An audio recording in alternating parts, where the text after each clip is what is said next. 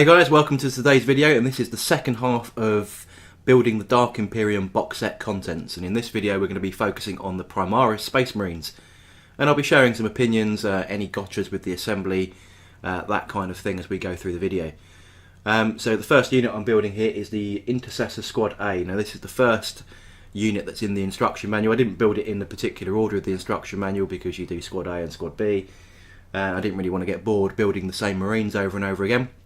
So Intercessor Squad A, now this features 5 unique models, so they are all posed slightly differently. So Marine A, B, C and D, and then the Sergeant all have a slight variation on their build. They are, what's the best way of putting this? They are static, so you don't have that kind of build that you do with the old tactical squad of Marines. I am hoping and praying that the Primaris Space Marines are going to get a multi-part kit so that you can actually offer a bit of posing. Minimum cleanup. There are some mould lines, but they're not particularly massive. So I spent quite a bit of time cleaning these up. And in this video I'm just going to show you cleaning up sort of the first one as I go through it, and then all the others I've just cut that bit of video out so that it's just the assembly. Nothing too problematic with doing these. There's no pouches or grenades or anything funky to add to them. All the parts are keyed so that it's very difficult to convert, but there are ways that you can chop and change the shoulder pads. You can add things like Space Wolf parts, Dark Angel parts, Blood Angel parts with relatively little difficulty. As I'll be adding mine to the Imperial Fists, I didn't really need to do any of that kind of stuff, but there are plenty of guides on the internet on how to add Blood Angel parts and make them a little bit more chapter specific. So yeah, as I said, these went together without a problem. If you do want to mess around with the heads, and I have done that with a couple as we go through the video, they do have a little keyed lug on the head to put it into a position that's in the instruction manual. Either sort of looking down the weapon barrel or looking slightly off so that he looks like he's more on patrol.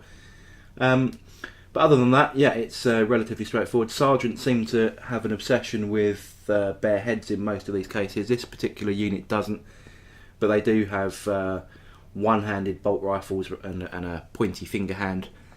But other than that, nothing too dramatic with Squad A at all. Now, if you saw my Death Guard video, you'll know that there's quite there's not very many parts at all, to be honest. They've been cleverly designed and put together so that there are very minimal parts.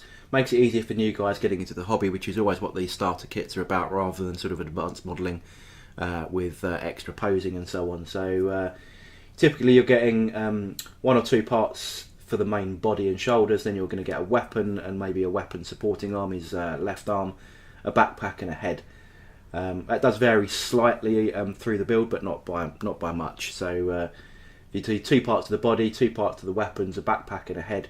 That's not very many parts at all, really. So it makes it really easy to put together. As you can see, I've cleaned up all the remaining models for this particular squad and just putting those together. I still test fit most of the parts, so they are pretty obvious. But if you haven't put models together before, or this is your first ever Primaris, it is good to read the instruction manual. I do tend to sometimes not follow my own words of advice and make the odd mistake, but in this case it's very simple to put together without too much of a problem. So we just sort of crack through and build the other guys. One slightly annoying thing is that the bolt rifles aren't separate, and because of that it makes it difficult to get through to the painting, especially when you've got all the chest pieces and so on to paint, and you want to highlight those or do any more funky detail across the chest.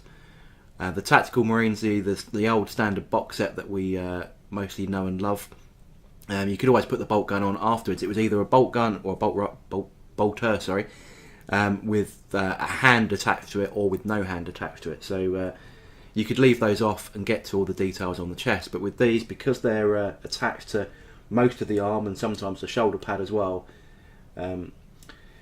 it's difficult not to put the bolt gun on, unfortunately. But That's just a slight annoyance, but you know, it is a starter kit. I guess highlighting behind the bolt rifle is probably not to everyone's fancy, I guess, but if you're a bit of a perfectionist, or you really enjoy the painting aspect and you wanted to get into that detail, it does make it a little bit more difficult. But there you go, it is what it is. And just putting the last two of these fellas together, and that will complete Intercessor Squad A.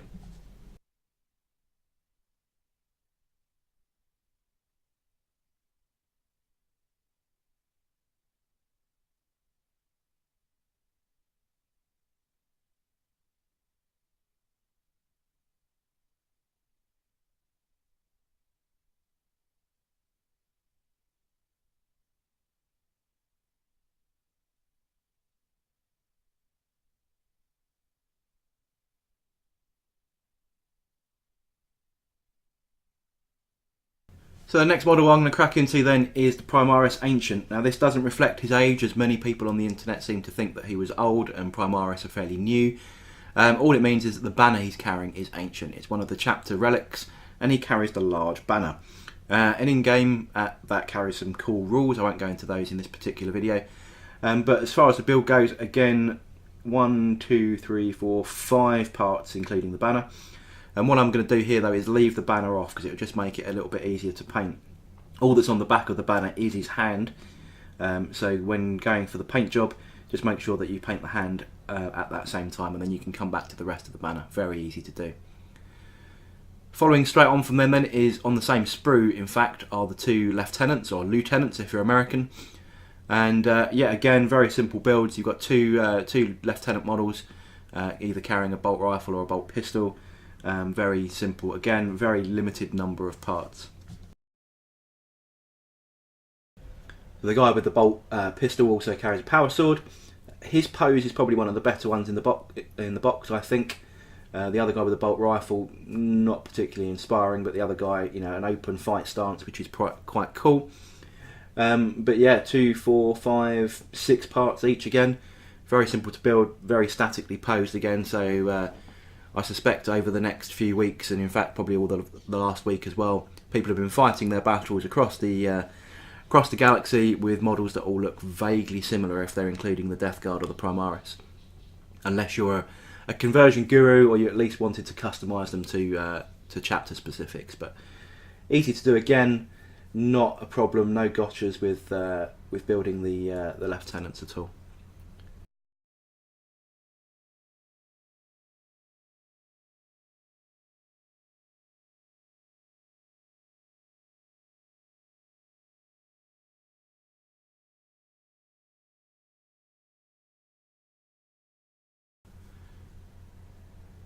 So just finishing up the lieutenant with the power sword, and that will be the ancient and the two lieutenants complete, and we can move on to the next unit.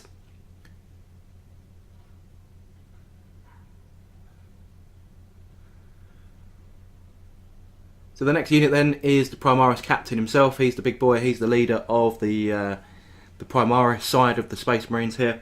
He comes with the power sword as well, and then he comes with his funky gauntlet with his attached assault bolter, or bolt pistol I think the rules are actually. It's an assault 3 weapon I think. And that's you know, magazine fed from the backpack, which is a really cool little feature. Very similar in style I think to sort of the gauntlets of Ultramar that Marneus Calgar rocks. But obviously he has a Stormbolter version. This is just a single bolt version, but it is magazine fed, which makes it quite cool. He has 2, 3, 4, 5, 6, 7, 8 parts to him, so it makes him probably the most complex model in the set at 8 parts. But again, really simple to put together. Again, quite statically posed. It's sort of in a heroic stance, really. So we move on to the intercessors then. These are the assault guys with the snub-nosed heavy bolters in each hand, kicking out an awful lot of shots. I think they're 6 shots for each model, so 18 shots for the squad. Does come in a unit of 3. Very controversial model. Looks like they've got sort of ice skating boots on, but they're supposed to be shock absorbers, because they come in from low orbit and slam down onto the battlefield So therefore they've got all these sort of guidance fins, extra jets, extra boosters, and these shock absorbers on the boots. Couple of big problems with this kit for me, for these two. First one is that there's only three in the unit. Now, I've got no problem with that. They are a specific battlefield role, but of those 3 in the unit, 2 are identical. So although you've got all that variation with the other Marines, a unit of 3 where 66% of them are identical, I think is a bit poor. So only the Sergeant has a slightly different pose, and then the other 2 guys are identical. And for me, I thought that was a bit of a shame. They could have at least adjusted the arm poses, they could have tweaked a leg, but no, they are identical. One of the key gotchas here, though, is before you attach the jump pack part of it, put the head on first, otherwise the head won't go in, because they have these orbital cowls, almost like there's a visor that would go over them if they're in space, for example. And so the head is far more recessed inside, almost like a psychic hood kind of head burial inside that part of the model. So make sure you put the head on first. I didn't do that on one of them, had to sort of slightly pry the backpack off before putting the head back in, but nothing too dramatic. And the final part that's the problem with these is the basing. The flying stems on these are, excuse my French, shit. So yeah, really poor bases on these. They have these little curved banana poles, and instead of having a hole and then you can press the little jump pack bit or the base into that hole and it's nice and stable, you have to super glue it, not plastic glue, you have to super glue it. 2 problems with that is one's transport, and 2, they're quite fragile because of it. Transport's the biggest thing for me. If you've got a flying stem on one of these models, you're going to have to find a suitably large position in your carry case, and that does open them up to be to breakable. That stem could easily snap, or it would more likely snap at the point where it attaches to the backpack. Very poor. You can't just rest them on there, they just fall off. But yeah, the less said about those bases the better. I think I'm going to need to find a better solution to that. So moving on then to the Hellblaster squad. These are the guys that are rocking these new plasma weapons. Plasma is the go-to weapon, I think, for me, with two modes of firing. One is quite risky but offers that extra damage and extra strength, which is going to be your traditional Terminator killer, I guess, or at least 2 wound model killer. Firing standard these days, they won't kill a Terminator on their own, which is what I used to use my plasma weapons to do mostly, is to kill Terminators. Now that Terminators have 2 wounds, that makes this a bit more difficult. However, on a roll of a 1, that's after any modifications as well, you're going to kill your own guy. So imagine firing at a flyer, which is -1 to hit. If you roll a 2, the modifier rolls that back to a 1, that's still going to kill you, so it increases your chances of killing yourself. It's a weird mechanic, but it's after all the dice rolls have been modified or whatever, that's your final result. A couple of guys are duplicates in this set as well. The only thing you're supposed to do is adjust the head, but what I've done on a couple of these is I've trimmed the little tab off the head, and then I can put the head in any position I damn well like. But that's as far as I took the unit. One of the big things about 8th edition is the synergy with the characters for their buffs, and for plasma weapons the captain does give a reroll on 1s, so that can potentially save your intercessor, your Hellblaster's life. So if you can keep those, if you want to overcharge it, keep them near a character that does give those rerolls. So the final unit then is Intercessor Squad B. This one also features a couple of duplicates as well. So although Squad A was completely 5 model unique, this does feature a couple of duplicates, and again, according to the instructions, you either put the head left or head right, and that's your uniqueness. But as I said, just cutting those little tabs off the heads makes it nice and easy, and you can pose the head a little bit more dynamically if you wanted. You can just change that around.